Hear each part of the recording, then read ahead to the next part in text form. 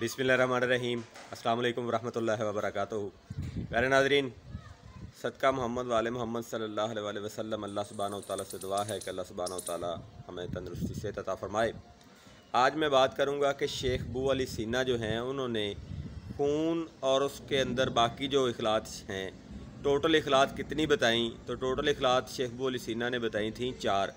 इसमें पहली थी खून, दूसरी सफ़रा, तीसरी सुदा और चौथी बलगम।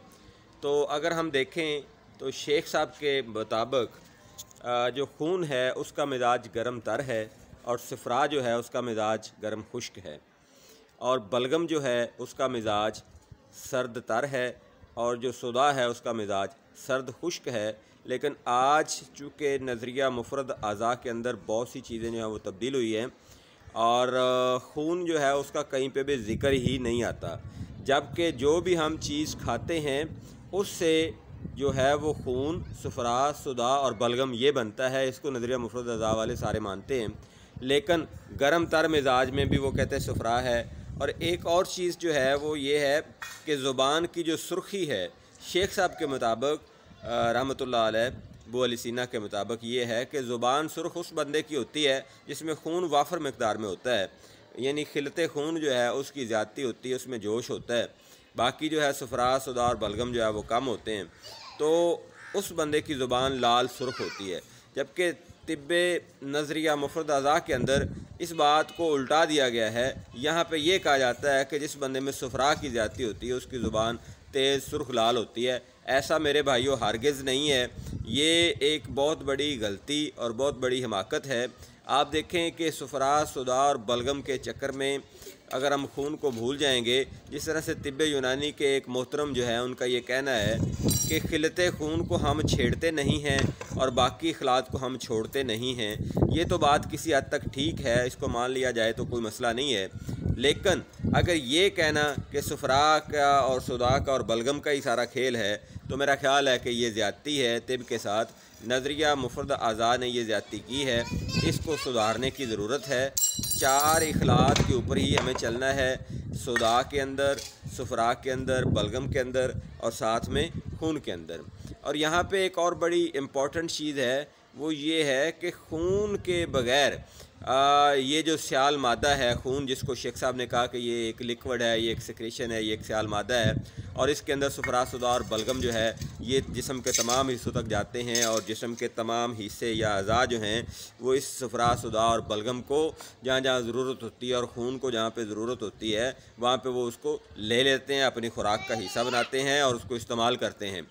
तो इसमें हमें ये जानना बहुत ज़्यादा ज़रूरी है कि खून को हमें अहमियत देनी है, और खून के साथ साथ सफ़रा, सुदा और बलगम को भी अहमियत देनी है, और हमें ग़ज़ाएँ वो खानी हैं जिनसे बेहतरीन इखलात जो हैं वो पैदा हों, जिन्हें इखलात महमूद कहा जाता है, जबकि इखलात रद्दी जो है वो पैदा ना हों। तो हमें वो कोशिश करनी है कि जिस तरह से शेख साहब ने कहा कि जो हम खाएंगे वही खिल्लत हमारे खून के अंदर शामिल होगी। और इसको नज़रिया मुफरद अज़ा भी मानता है, तिब्बे यूनानी भी मानता है कि सफ़रावी चीज़ें खाने से हमारे जिस्म में सफ़रा बढ़ जाता है, बलगमी चीज़ें खाने से हमारे जिस्म में बलगम बढ़ जाता है। और माना कि वो नज़रिया जो है वो तिब्बे यूनानी का पुराना है, लेकिन बेस है। आज अगर हम देखें तो खून जो है उसके अंदर बहुत सी चीज़ें जो हैं वो माइक्रोस्कोप की वजह से मतलब इन्वेंट हो गई हैं, दरियाफ़्त हो गई हैं, लेकिन बेस तो वही है, हमारी जो बुनियाद है वो वही है।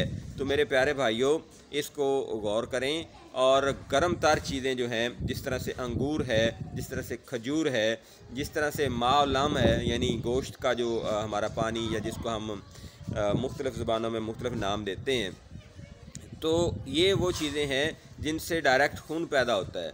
तो हमें खून को बढ़ाना है और बाकी जो इखलात हैं उनको भी बैलेंस रखना है। और यहाँ पे मैं बता दूँ कि सफ़रा जो है वो खून को पतला करता है, जबकि सुदा जो है वो खून को गाढ़ा करता है। सफ़रा का जो स्टोर है वो मरारा या पित्ता है, और जो सुदा का स्टोर है वो सिप्लिन या तिली है, जिसको नज़रिया मुफरद अज़ा में वैसे ही नहीं माना जाता। तो बदकिस्मती से बहुत सी ऐसी चीज़ें, बहुत सी ऐसी उलझनें हैं जो कि देखने के बाद हम हकीकत से दूर चले गए हैं। हकीकत ये है कि जो शेख साहब ने हमें बताया वो बिल्कुल एग्जैक्ट और बिल्कुल ट्रू और बिल्कुल सही है। اور یہی وجہ ہے کہ آج حکومات تو بہت زیادہ ہیں لیکن ان کے پاس بدقسمتی سے علاج نہیں ہے۔ اس کی سب سے بڑی جو وجہ ہے وہ یہ ہے کہ ان لوگوں نے اپنی بکس کے اندر ہمیں اصل سے ہی ہٹا دیا، ہمیں اصل سے دور کر دیا اور ہمیں اصل کی طرف جانے ہی نہیں دیا۔ تو برائے مہربانی دیکھیں کہ اخلاط خون جو ہیں اس میں سب سے پہلا خون، دوسرے نمبر پر صفرا، تیسرے نمبر پر صداع، چوتھے نمبر پر بلغم ہے۔ بلغم اور خون جو ہے وہ اکٹھے ایک ساتھ چلتے رہتے ہیں پورے جسم کے اندر، جبکہ جو صفرا ہے وہ خون کے اندر مل کر بھی چلتا ہے اور جمع بھی رہتا ہے مرارہ کے اندر یعنی پتا کے اندر، اور اس طرح سے صداع جو ہے وہ جسم کے اندر بھی حرکت کرتا ہے اور جو اضافی صداع ہوتا ہے وہ سپلن کے اندر جمع رہتا ہے۔ تو اس طرح سے ہم یہ کہہ سکتے ہیں کہ جو یہاں پہ سٹور ہوا ہے اس کا بھی کوئی نہ کوئی مقصد ہے۔ تو جو مرارہ کے اندر سٹور ہوا ہے وہ ایک تو انتڑیوں کے اندر گرتا ہے اور آپ کا جو سٹول ہے وہ پاس ہوتا ہے۔ تو یہاں پہ ایک واضح سی اگزامپل ہے کہ وہ لوگ جن کا صفرا صحیح طرح سے انتڑیوں پہ نہیں گرا ہوتا ان کو قبض ہوتی ہے، باقی سارے لوگوں کو قبض نہیں ہوتا۔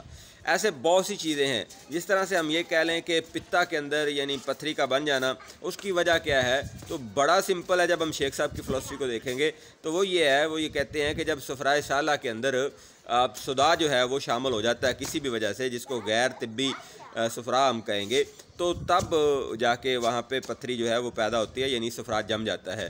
تو اس کے علاج کے لیے پھر ہم کیا کریں؟ صفرا کو ہی پیدا کریں، نہ کہ پتے کو ریموو کر دیں۔ اگر پتے کو ریموو کریں گے تو انتڑیوں میں صفرا نہیں گرے گا، جب انتڑیوں میں صفرا نہیں گرے گا تو آپ کو لازمی قبض ہوگا۔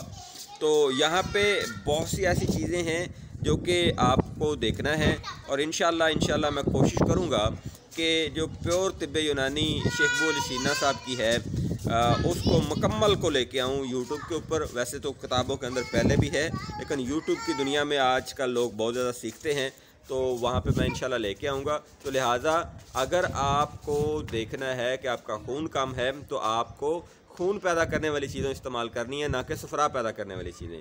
تو خون پیدا کرنے والی چیزیں، خون کا مزاج چونکہ گرم تر ہے تو لہٰذا آپ کو بھی گرم تر خوراکیں اور غذائیں جو ہیں وہ استعمال کرنی ہے، جس سے وافر مقدار میں انشاءاللہ خون پیدا ہوگا۔ مجھے اپنی دعاؤں میں یاد رکھیے گا، اپنا بہت سارا خیال رکھیے گا۔ فی امان اللہ، اللہ حافظ، السلام علیکم۔